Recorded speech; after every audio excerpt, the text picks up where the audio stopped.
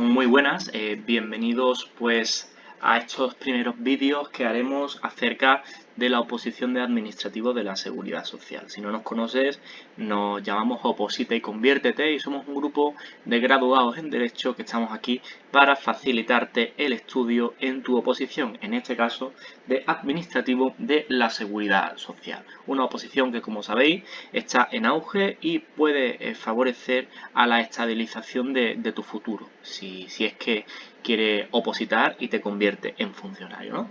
Entonces vamos a empezar de prueba para que conozcáis un poquito nuestros servicios, nuestras clases, con el tema 2 de la parte específica acerca del campo de aplicación de la seguridad social en nuestro Estado, ¿no? Como sabemos, al estar en España, en un Estado social y democrático de derecho, esa característica de social debe dotar a todos los ciudadanos españoles de un conjunto de herramientas pues, donde se garantice ese bienestar social necesario pues, en toda sociedad que así se denomine. En cuanto a la estructura del sistema de la seguridad social, es importante diferenciar entre los niveles de protección y los regímenes existentes, que son dos cosas pues, distintas y que es necesaria diferenciarlas. En primer lugar, hay que entender también la estructura del sistema. El sistema de la seguridad social en España, establecido por el texto refundido de la Ley General de la Seguridad Social, se subdivide en dos niveles, un nivel no contributivo y el nivel contributivo. El nivel no contributivo es el que absorbe a toda la sociedad española y el nivel contributivo es el que se financia, es el que proviene de las propias contribuciones de los trabajadores españoles que así cotizan, ¿no? Entonces, en primer lugar, el nivel contributivo, que es el nivel, digamos, del trabajador, el nivel profesional, va a estar compuesto por el régimen general de los trabajadores por cuenta ajena, que ya entraremos a fondo, y los regímenes especiales, que son unos regímenes concretos, diferentes de los trabajadores por cuenta ajena, y que por lo tanto va a tener un conjunto de características distintas a la de los trabajadores por cuenta ajena. ¿Cuáles son estos regímenes especiales? Pues el régimen de los estudiantes, de los trabajadores autónomos, del mar, los funcionarios públicos o la minería del carbón. Y por la parte del nivel no contributivo vamos a tener pues ese nivel asistencial. Es un nivel en el cual todos los españoles residentes e incluidos los extranjeros con residencia legal en España, de acuerdo con la Ley Orgánica de Extranjería, van a obtener pues, una serie de beneficios cuando se cumplan una serie de requisitos como el umbral de pobreza o de necesidad. En este nivel no contributivo pues destacan distintas prestaciones como las familiares, las pensiones de jubilación e invalidez no contributiva o el propio ingreso mínimo vital, el IMV. Dentro de estos niveles de protección vamos a encontrar, como hemos dicho, ese contributivo, que serían los trabajadores y sus familias que residan y trabajen en España, ¿vale? Hay que saberlo que, claro, el artículo 7 nos dice que están comprendidos en el sistema de la seguridad social los españoles y extranjeros residentes en España, pues siempre que se trate de trabajadores por cuenta ajena, con independencia del grupo profesional, la cuantía, etcétera, los trabajadores por cuenta propia, los socios, trabajadores de cooperativas de trabajo asociado, los estudiantes, los funcionarios públicos, civiles o militares, ¿no? Y dentro del nivel no contributivo tendríamos estos españoles que residen en España que no han cotizado lo suficiente. Y como también hemos dicho, esos extranjeros con residencia legal en España. ¿Qué derechos tienen? Pues el derecho a la asistencia sanitaria, ¿no? Que es un derecho básico, a la incapacidad permanente absoluta o de gran incapacidad e inclusive pues esa jubilación no contributiva. Aquí vemos la diferencia entre el nivel contributivo, que es el profesional, y el nivel no contributivo, que es el asistencial. El primero, el contributivo, las características que tendríamos que conocer, pues sería que tienen como base una actividad profesional, es decir, un trabajo o una relación asimilada a la relación laboral. Además, la prestación se vincula a unas situaciones de necesidad que están relacionadas con el desempeño profesional dentro del territorio nacional. Por ejemplo, que se ha producido, ¿no? Pues una incapacidad temporal o se ha producido un nacimiento y necesitamos un descanso laboral por maternidad, etcétera, ¿no? También se requiere estar en alta y haber cotizado un tiempo. Ese tiempo en el que nosotros hablaremos de estar en alta se llama el tiempo de carencia. Así como la cuantía. La cuantía de la prestación económica pues va a depender obviamente pues del tiempo que se ha cotizado, de las bases de cotización y demás. Y finalmente, pues para tener derecho a una prestación contributiva profesional no es preciso probar ninguna situación de necesidad, puesto que la situación de necesidad es presunta. A diferencia del nivel no contributivo, que sí requiere probar que estamos ante una situación de necesidad. Es decir, la característica primera es que va a tener como base una carencia efectiva de los propios recursos económicos. Además, la prestación es de cuantía uniforme, una cuantía fija o diferencial que va dependiendo de los ingresos y conforme a un determinado umbral, pues sobre todo tenemos el IPREM. Se requiere también la residencia en España y finalmente que para tener derecho a esa prestación es necesario probar esa situación de necesidad que nosotros la vamos a llamar el umbral de pobreza y que se fija cada año por la Ley de Presupuestos Generales. Más de lo mismo, hablamos de todas esas cuestiones. Aquí vemos pues en el ámbito del artículo 42 de la Ley General vamos a encontrar esa numeración del conjunto de prestaciones relacionadas con el nivel contributivo, y sería interesante verlo a efectos de determinar si estamos o no ante una prestación contributiva o no. Bien, ¿cuáles serían las pensiones contributivas en España? Pensión, jubilación, la incapacidad permanente, la prestación por fallecimiento en favor de familiares, viudedad o orfandad, prestación por nacimiento y cuidado del menor, así como las pensiones SOVIS, ¿no? Esas pensiones antiguas que ya es muy difícil apreciar. Que las veremos, ¿no? Todas estas prestaciones las veremos a lo largo de todos los temas. En cuanto a la segunda parte de este tema, que serían los regímenes de protección, tendremos que saber cuáles son los regímenes de protección existentes en el sistema de la Seguridad Social española.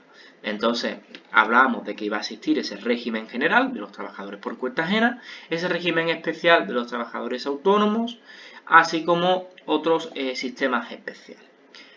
El primero, que es el que se regula en el título segundo de la Ley General, vamos a encontrar los trabajadores por cuenta ajena de la industria, de los servicios. Aquí obviamente pues se encuentra pues la mayoría de los trabajadores, ¿no? Un camarero, un profesor de una academia, etc.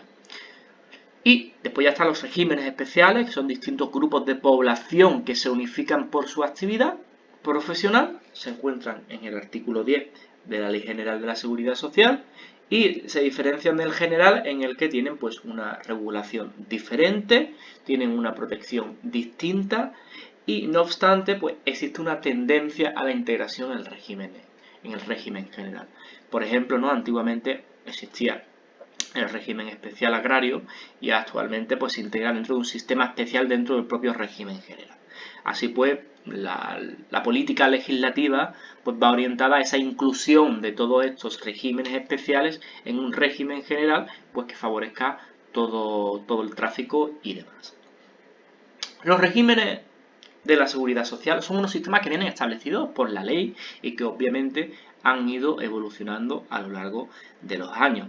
El régimen general es el sistema básico de cobertura, es el de referencia y que va a servir, por lo tanto, de referencia también para los regímenes especiales. Los regímenes especiales van a tener su propia regulación, van a tener sus propias normas, pero el régimen general siempre va a estar de referencia para estos sistemas. ¿Cuáles serían los regímenes especiales? ¿No? Pues en base a aquellas, esto es importante, esta definición, a efectos de una posible pregunta tipo T, sería que se establecerán regímenes especiales en aquellas actividades profesionales en las que por su naturaleza, sus peculiares condiciones de tiempo y lugar, o por la índole de sus procesos productivos, se hiciera preciso tal establecimiento para la adecuada aplicación de los beneficios de la seguridad social. Se consideran regímenes especiales los que encuadren a los grupos siguientes: trabajadores por cuenta propia autónomos, trabajadores del mar, funcionarios públicos civiles o militares, estudiantes y demás grupos que determine el Ministerio de Seguridad Social, el Ministerio de Inclusión, Migraciones y Seguridad Social, que es el que actualmente existe. Bien, continuamos. La estructura es más de lo mismo. Vale, vamos a hablar de esos sistemas especiales dentro de la seguridad social. que encontraríamos estos funcionarios no incluidos en el régimen de clases pasivas, los trabajadores del sistema especial agrario, sistema especial para empleados de hogar, etc. Dentro del régimen general hay una cuestión que suele provocar confusión, es sobre los socios trabajadores de cooperativas de trabajo asociados. Esto lo veremos a continuación y veremos las diferencias entre uno y otro. El régimen general, entonces, está compuesto por todos los trabajadores por cuenta ajena mayores de 16 años que desarrollan una actividad económica, laboral o asimilada. ¿Y qué es una actividad asimilada? Nos lo dice y lo veremos a continuación el propio texto refundido de la Ley General de la Seguridad Social. ¿Vale? Asimismo, también hay que saber lo que es independientemente de esa categoría profesional, independiente de su retribución, que trabajen o no a domicilio, de manera eventual, temporalmente, de forma continua o fijo, discontinua o fijo, incluso si hablamos de trabajadores nómadas o el propio teletrabajo, ¿no? Y desde el año 86 están incluidos el régimen de artistas profesionales y demás, los profesionales taurinos y los representantes de comercio, además de los sistemas agrarios y empleados del hogar, como hablábamos anteriormente. Una novedad que lleva unos años es que los becarios, como sabéis, los que hacían prácticas, los estudiantes que hacían prácticas, deben cotizar a la Seguridad Social. Esto es importante también conocerlo, puesto que los estudiantes universitarios, de grado, máster, doctorado, estudiantes de CP, de enseñanza artística y deportiva, etcétera, tienen un derecho, y viene establecido en la disposición adicional 52ª, de incluirse en el sistema de la Seguridad Social al realizar unas prácticas formativas y que estas cotizaciones pues se tengan en cuenta en el futuro pues para su conjunto de prestaciones, no para el desempleo. No obstante, el desempleo es una materia que va ajena a lo que nosotros vemos, que no está dentro del temario, porque sabéis que el desempleo es una materia que viene establecida y regulada por el SEPE y por los servicios autonómicos de empleo. En cuanto al régimen especial de los trabajadores autónomos, el RETA, que nosotros vamos a hablar del RETA más que hablar de todas esas siglas completas, ¿no? Régimen especial de trabajadores autónomos. No, nosotros hablaremos de RETA. El RETA incluye a esos trabajadores que son mayores de 18 años, que realizan de una forma habitual, personal y directa una actividad económica a título lucrativo, y aquí está la importante diferencia, puesto que no están sujetos a un contrato de trabajo. Además, en el RETA se incluirán, esto es muy importante, a los cónyuges y familiares hasta el segundo grado de trabajador autónomo. El segundo grado sería, el primer grado sería su padre, su hijo, y el segundo grado pues sería la segunda generación. Eso es una materia propia del derecho civil que es básica y que sirve pues para sistemas transversales del derecho. Entonces, serían considerados autónomos el cónyuge, es decir, la mujer del autónomo o el marido de la autónoma, así como los familiares, por ejemplo el hijo, por ejemplo el padre, hasta el segundo grado, que están empleados en su centro de trabajo y que no tengan la condición de asalariados, puesto que conviven y dependen económicamente de él. Es decir, son unos autónomos colaboradores. Además, los autónomos que pertenezcan a una sociedad o sean administradores de la misma, teniendo el control efectivo, directo o indirecto sobre ellas, socios de compañías colectivas o comunitarias propias del derecho mercantil, los profesionales colegiados, abogados, mediadores concursales, etc. Socios de cooperativas de trabajo asociados que elijan cotizar en el RETA. Como sabemos, los socios de las cooperativas de trabajo tienen el derecho en el momento de estar estableciendo sus estatutos, pues decidir si quieren incluirse en el RETA o en el régimen general, así como los escritores de libros, ¿no? Hombre, escritores de libros que tengan pues un gran volumen de trabajo y de venta. Otros regímenes especiales, los del REMAR o el REM, los trabajadores del mar, pues son aquellos trabajadores que son dedicados al desarrollo de actividades de naturaleza marítimo-pesqueras, incluidos pues, los propios estibadores. Se incluyen a los trabajadores por cuenta ajena como a los trabajadores por cuenta propia que se encuentren dentro del ámbito de aplicación de actividades de naturaleza marítimo-pesqueras. Todos los regímenes tienen su propia normativa. Normalmente pues tiene pues, sus reales decretos, sus órdenes ministeriales que los desarrollan. El régimen especial de la minería del carbón también son trabajadores por cuenta ajena que están vinculadas a actividades de la minería del carbón. ¿Ok? También, en cuanto a los trabajadores del mar, hablamos de esa ley y de ese marco de referencia, pues tendríamos esa ley 47/2015 de 21 de octubre. Ejemplos de gente vinculadas al remar. Pues hemos hablado, ¿no? Esos estibadores, aquellas personas que hacen una extracción de productos, pesqueros, armadores de pequeñas embarcaciones y demás.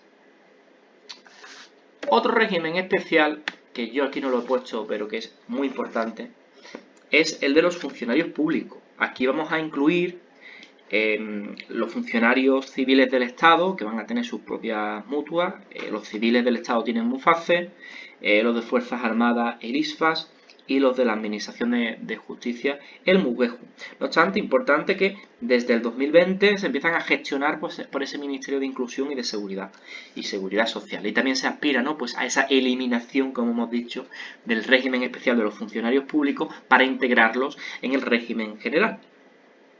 En el mutualismo administrativo vamos a incluir pues, la asistencia sanitaria, la incapacidad transitoria, prestaciones recuperadoras de incapacidad permanente, riesgos durante el embarazo y demás.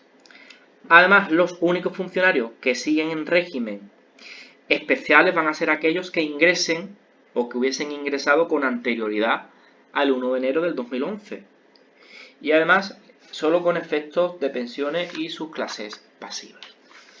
El otro régimen especial que no hemos mencionado es el de los estudiantes. Deben de ser estudiantes menores de 28 años desde tercero de la ESO hasta el tercer ciclo universitario. Y van a incluir pues, ese accidente que pueda existir en el ámbito escolar, las enfermedades o el infortunio familiar.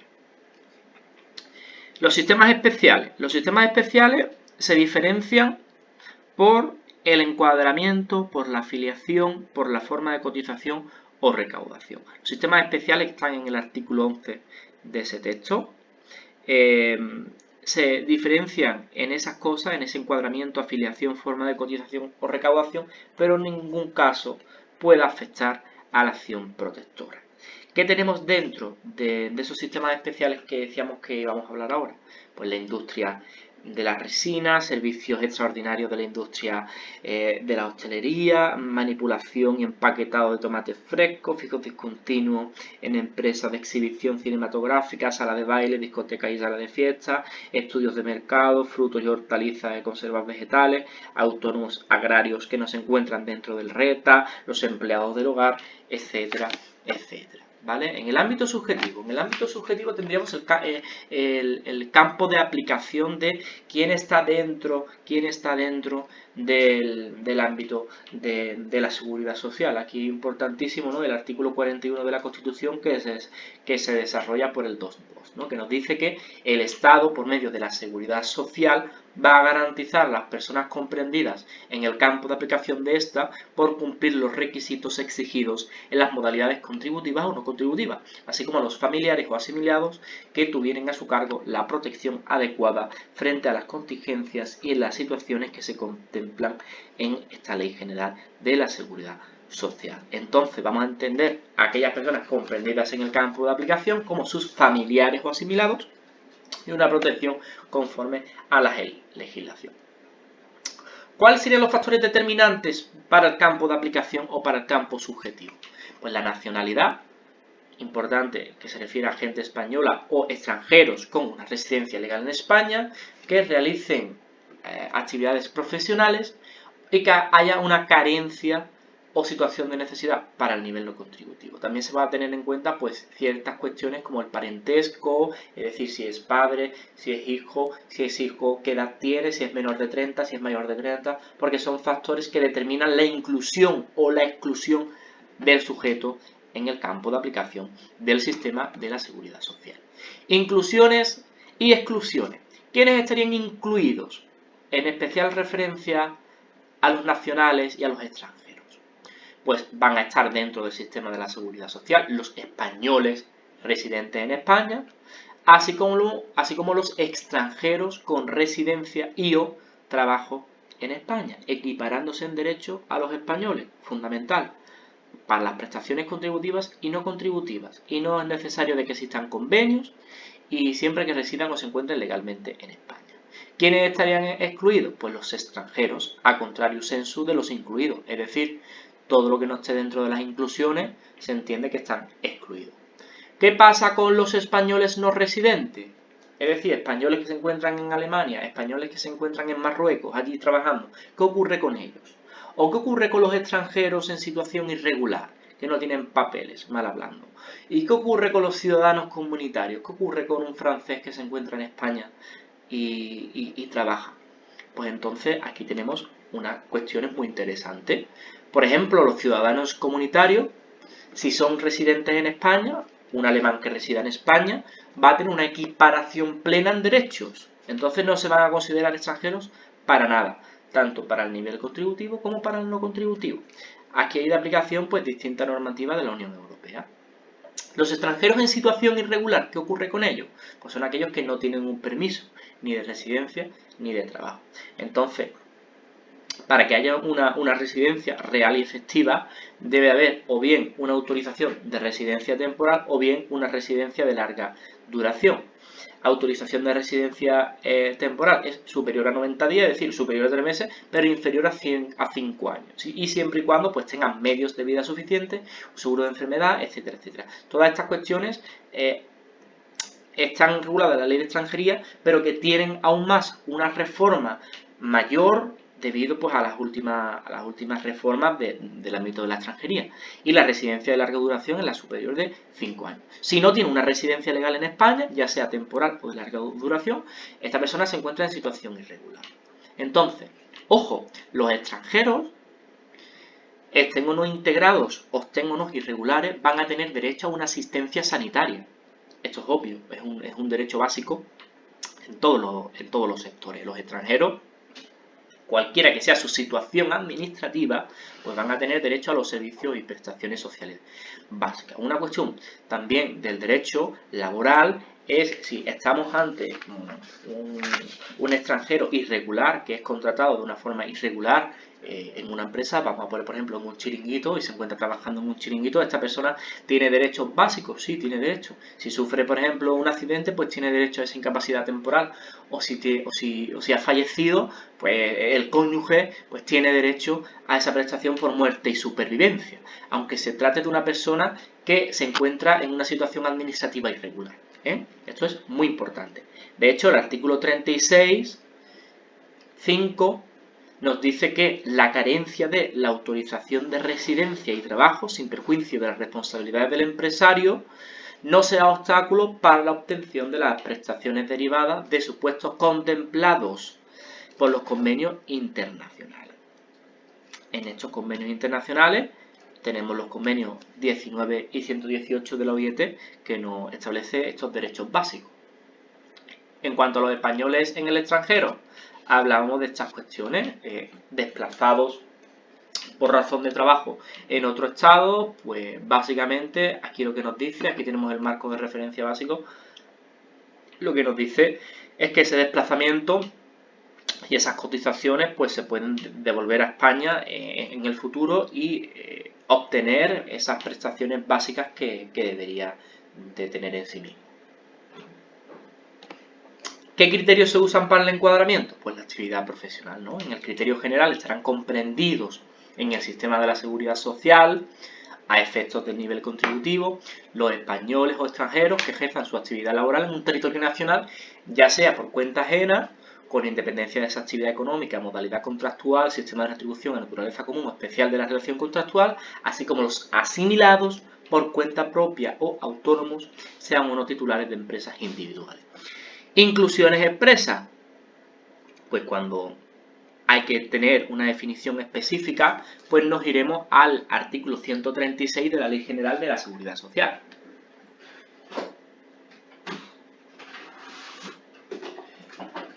Artículo 136 de la Ley General de la Seguridad Social. Pues yo que tengo aquí mismo el propio BOE, porque no hay mejor temario que el BOE, nos dice lo siguiente.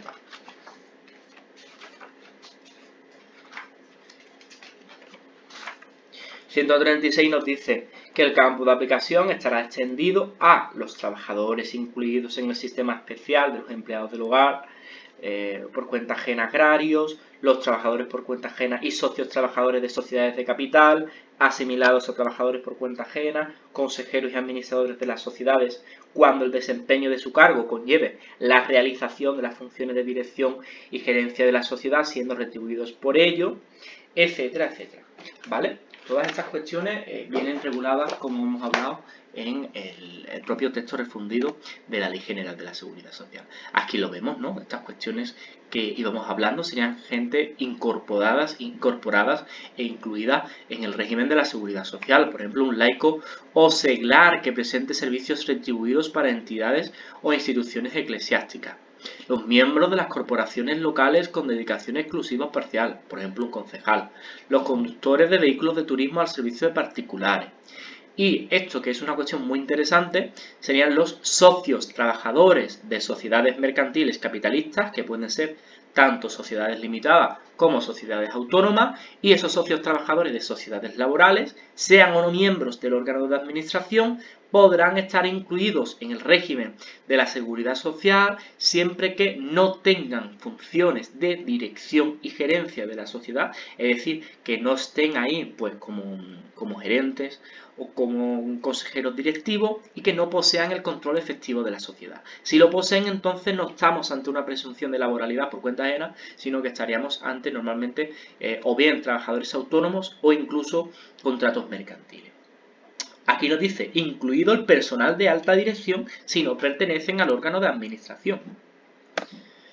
Aquí lo vemos. Asimilados a trabajadores por cuenta ajena. Los socios, los consejeros y administradores de sociedades mercantiles, que desempeñen funciones de dirección y gerencia. Esto es diferente. Aquí son gente que están incluidas ya porque son socios trabajadores que no tienen funciones de dirección y no poseen el control. Estos, como vemos aquí, están incluidos expresamente en el régimen general. ¿Vale? Pues bien, aparte de esto, tenemos gente asimilada a un trabajador por cuenta ajena, que no está incluido como el que hemos visto antes. ¿Quiénes serían? Esos socios, consejeros y administradores de sociedades mercantiles que desempeñen funciones de dirección y gerencia. El que estaba incluido anteriormente no tiene funciones de dirección y gerencia. El asimilado sí tiene funciones de dirección y gerencia, siendo retribuidos por ello. ¿Cuál es la diferencia entre uno y otro? Pues que sigue sin poseer el control efectivo de la sociedad. Son asimilados, es decir, están integrados en el régimen general, pero van a tener una serie de excepciones, en este caso en materia de protección por desempleo y FOGASA. Después están los socios trabajadores de sociedades laborales, que también están asimilados. Son miembros del Consejo de Administración, tienen funciones de dirección y gerencia, siendo retribuidos para ello, pero no poseen un control efectivo de la sociedad. Si poseen el control, entonces pasarían a ser denominados RETA, están integrados en el régimen general, pero excluidos de esa protección por desempleo. Aquí nos habla de cualquiera que sean asimilados por sus reales decretos, por ejemplo, los diputados o senadores. ¿Quiénes estarían excluidos del régimen general? Aquí lo vemos. Otra cuestión pues, muy importante que tenemos que tener en cuenta, pues quienes por razón de su actividad deban estar incluidos en un régimen especial, los de un RETA, o las personas que ocasionalmente realicen servicios amistosos, benévolos o de buena vecindad. Es que estos como tal pues, no son trabajos, están excluidos del régimen laboral. Posible exclusión también en base a una propuesta del Ministerio de Empleo de personas cuyo trabajo sean considerados marginales y no constitutivos de medio fundamental de vida. Por razón de parentesco, ¿también pueden haber gente excluida? Sí, eso también es muy importante. Artículo 12 de la Ley General de la Seguridad Social. Pues no tendrán la consideración de trabajadores por cuenta ajena, los cónyuges, los ascendientes, es decir, los padres, los hijos, que serían los descendientes, y los demás parientes del empresario por consanguinidad, es decir, que sean familiares directos, o por afinidad, es decir, que sean pues por parte del cónyuge, o adopción, hasta el segundo grado inclusive. Que estén ocupados en su trabajo, convivan con él y estén a su cargo. Por ejemplo, yo soy un empresario que tengo pues, una serie de bares, soy autónomo y casualmente he contratado a mi hijo. Mi hijo tiene 19 años, en teoría está en mi centro de trabajo realizando funciones, convive conmigo y además está a mi cargo. Es decir, vive en mi casa, yo le doy dinero, etc. En este caso, por lo tanto, está excluido del régimen general. En todo caso, podría ser incluido en el RETA. Incluidos en el RETA, en el régimen especial de los trabajadores autónomos, los consejeros y administradores de sociedades de capital, ya sea autónomas o limitadas, que desempeñen funciones de gerencia y administración o presten otros servicios a título lucrativo y siempre que posean el control efectivo de la sociedad. ¿Y esto cuándo es? Pues la propia ley nos lo dice. Cuando las acciones o participaciones pongan al menos la mitad del capital social. Si el capital social son 120.000 euros, pues por lo menos que tenga 60.000 euros de capital, un 50% al menos de acciones o participaciones. Socios o trabajadores de sociedades laborales, los que desempeñen funciones de gerencia y administración, con un control efectivo también, incluido la de su cónyuge o parientes hasta el segundo grado, alcanzando al menos el 50% entre todos. ¿Y quiénes estarían excluidos? Los socios o administradores de sociedades capitalistas, cuya actividad no sea el ejercicio de actividades empresariales o profesionales, los consejeros administradores, cuando tal cargo no conlleve a funciones directivas ni control. Y aquí vemos pues un resumen, esquema, que nos lo deja bien claro en cuanto a esta diferencia entre socios, trabajadores, consejeros y administradores y demás. ¿Vale? Otros factores que determinan el ámbito subjetivo de aplicación del sistema de la seguridad social, el trabajo familiar, serían personas relacionadas por lazos de parentesco por matrimonio, la edad, en el nivel contributivo, los 16 para trabajadores en el régimen general o 18 para los de cuenta propia. Y en el nivel no contributivo se exige la mayoría de edad para la pensión de invalidez, esto es importante, así como para el ingreso mínimo vital, que si se trata de un solicitante individual, pues se exige 23 años, salvo excepciones. Incluso se puede exigir 18, 21, incluso 30. Todo va dependiendo. Recordemos, excluido del régimen general, artículo 12. Los familiares. Esto es una presunción iuris tantum, es decir, iuris tantum significa hasta que se demuestre lo contrario, pero en un principio es así y es inalterable, a no ser que se demuestre. Serían los cónyuges o parientes hasta el segundo grado que estén ocupados en ese centro de trabajo. Vamos a recordar otra vez ese ejemplo de ese empresario con un bar que contrata a su hijo menor de 19 años, que está en ese bar trabajando, que convive además con ese padre en su casa y está a su cargo. ¿Cuál sería la excepción? Que quedarían incluidos en el régimen general, menos para el desempleo. Pues serían aquellos hijos menores de 30 años, aunque convivan con el empleador, y tiene dificultades especiales de inserción laboral, o hijos mayores de 30 años con discapacidad. Es decir, si se demuestra que ese hijo de 19 años tiene dificultades de inserción laboral, se podría tener una excepción e incluirlo en el régimen general. Pero, por regla general, estarían excluidas por esa presunción iuris tantum.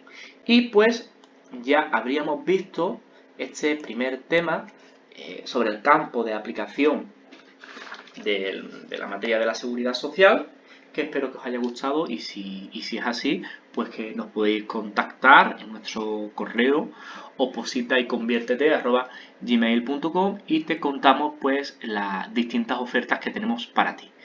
Como sabemos, así es una clase con nosotros, sería una clase interactiva, obviamente, donde podrás aprender y sobre todo reforzar. Nosotros ofrecemos unas clases de refuerzo para nuestros compañeros y compañeras que necesitan reforzar en el ámbito de toda la oposición, especialmente la parte específica y reforzar todo este temario. Son clases extendidas, puesto que hemos tardado, como habéis visto, unos 35 minutos en explicar el tema 2 y esto ha sido prácticamente una conferencia. Imaginaos, ¿no?